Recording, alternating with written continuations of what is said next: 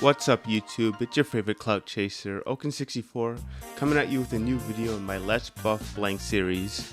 Today we will be looking at Pyroar, our first fire normal type in Pokemon, introduced in Generation 6.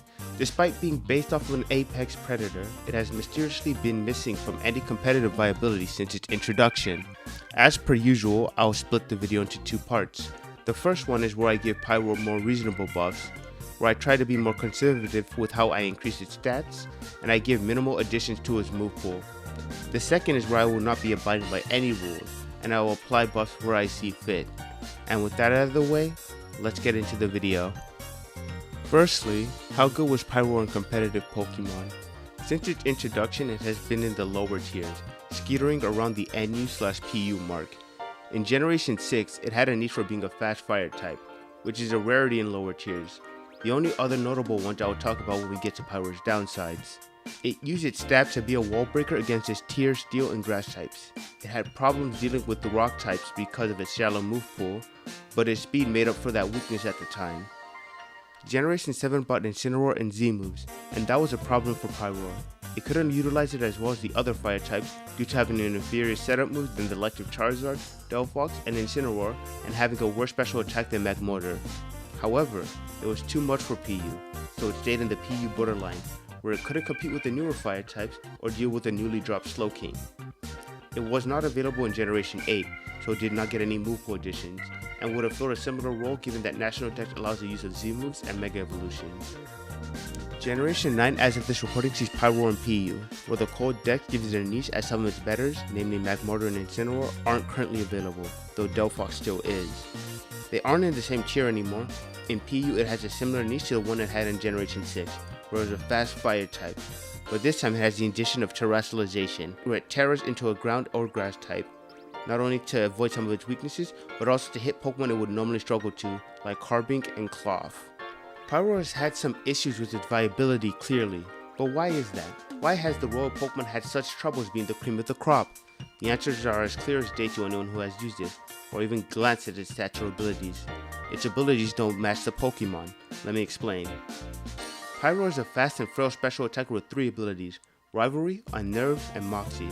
2 of those abilities are just flat out uses to it as a fast special attacker, and the last one, which is Unnerve, is the one that's ran most of the time, and even that isn't a particularly helpful ability for it. It struggles to squeeze out more damage out of the moves and powerful stabs it has access to because its abilities don't accentuate its niche. For instance, Incineroar or Rillaboom would not be the staples that they are in their respective formats if they didn't have an ability to help them further their game plan. Let's say they got Oblivious and Inner Focus as their respective abilities.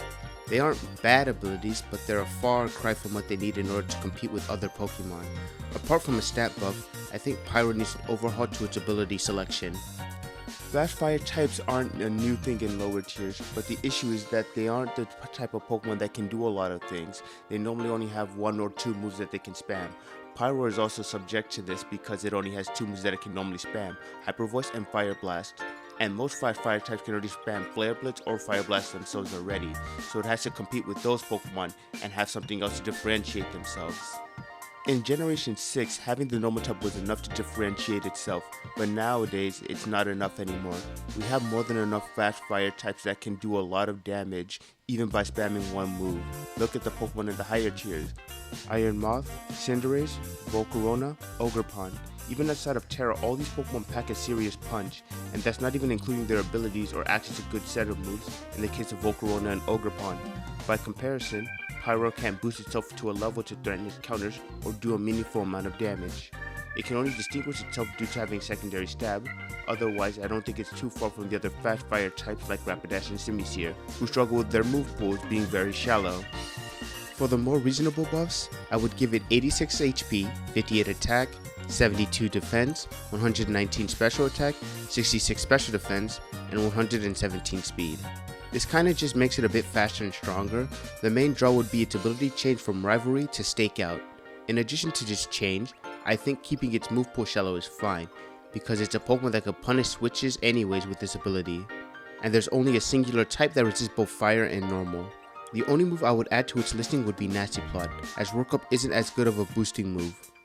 These additions would allow it to be the fastest Pokemon with Stakeout, and has access to 2 powerful stabs and coverage in Dark Pulse to hit Ghost types.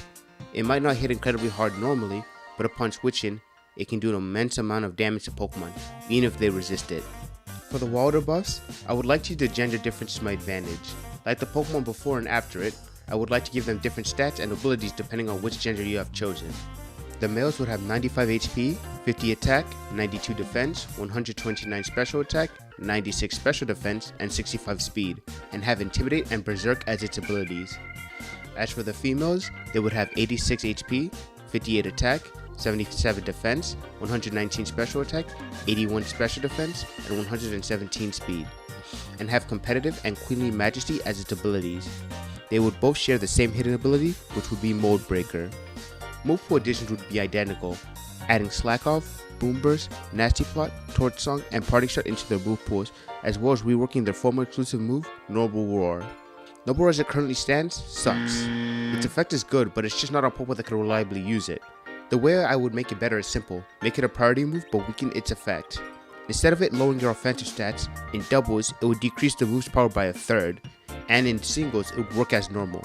The combination of these buffs would make these two vastly different in terms of playstyle.